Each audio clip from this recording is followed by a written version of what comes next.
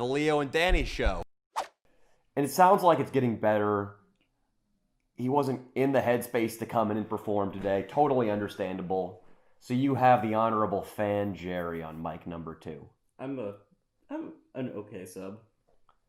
I don't think you're very good at all. Thanks, man. This is dire circumstances. I tried to get Archangel Austin in here. I offered to pay him $1,000 cash to zip across town. Because I knew this ship would go down like the Titanic if I had fan Jerry over here. Jesus, Danny. I'd be carrying the show like Atlas. You know who Atlas is? The one with the globe. Be more specific so I know who you're talking about. I don't know if it was a Greek god. Yeah. Held the fucking globe up in the air. You understand. I'm not dumb. Fan Jerry's in here, backing me up today on the Leo and Danny show. We just had a very old school Danny Mullen channel shoot also. Jerry the cameraman. Old school. It's been a while. Jerry tracked it down. It's been since October 2018 since you've held a camera for me? Yes, that was the one. The video was, Where is Your Ex-Girlfriend?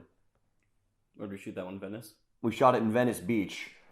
Because Nico is being quarantined / being an alcoholic, Fan Jerry and I decided to hit the road.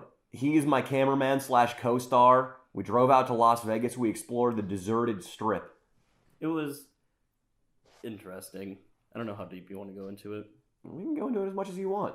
It's It's all right. No spoilers. We'll talk about our opinions. I mean, we can have spoilers, is what I'm saying. They don't matter to me. okay, cool. That one dude making it out with the homeless chick? There's a long story of the shoot. We'll just say whatever comes to our heads. We don't need to be structured. Nick Major TV is an aspiring YouTuber who lives in Vegas. I think he's in Lorenzo Nerdballer's fold. But Nick Major TV, it's safe to say, Jerry, right? He was pretty desperate for any sort of attention or fame on the channel. Yeah, absolutely. He was asking random homeless people if they wanted to make out with him. He made out with a homeless woman, definitely a drug addict, absolutely hallucinated and probably thought he was a ghost or maybe some sort of deity.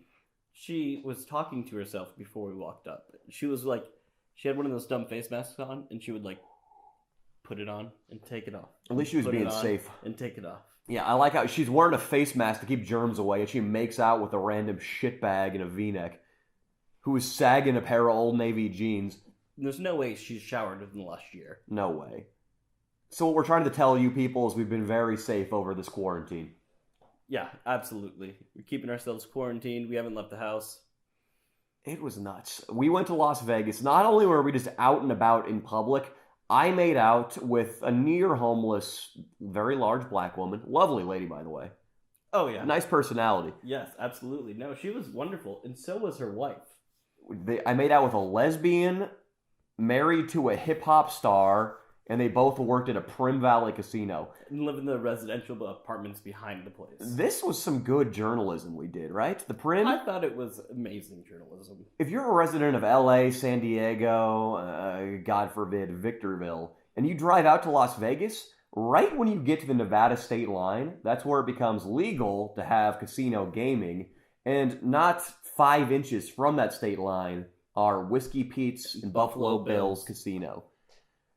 I know from asking around when I lived in Vegas, I knew that the employees of these casinos, the Starbucks, the Arco station that are in that city, those people actually live in Prim, Nevada. It's 45 minutes away from Vegas. It doesn't even have the right to be called a tweaker town. It's not even a town. It's not even a town. There's no stores besides the casinos and the gas stations. But there is a thriving apartment community. I'm talking 300 residents maybe, Jerry? At least it was massive. It was way bigger than I expected it to be. So, you know me and Jerry, we're bloodhounds for truth. We infiltrate this apartment complex. Gated community. Start knocking on doors. The people, they startled us a little bit. Definitely from the lower socioeconomic rungs. I mean, obviously, it's an understatement.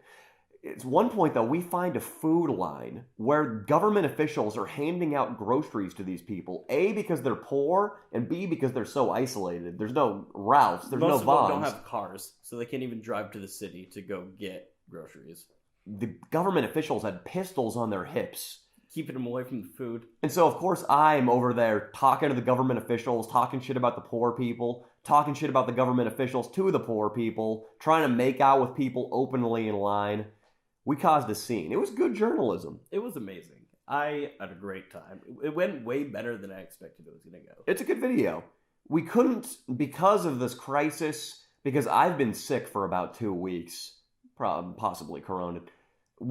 I haven't had the energy to be doing much writing, and then also been really busy with editing. So there aren't any clever framing mechanisms. There aren't that many written bits, but it's a good quality exploration piece in Las Vegas during this quarantine. It's interesting.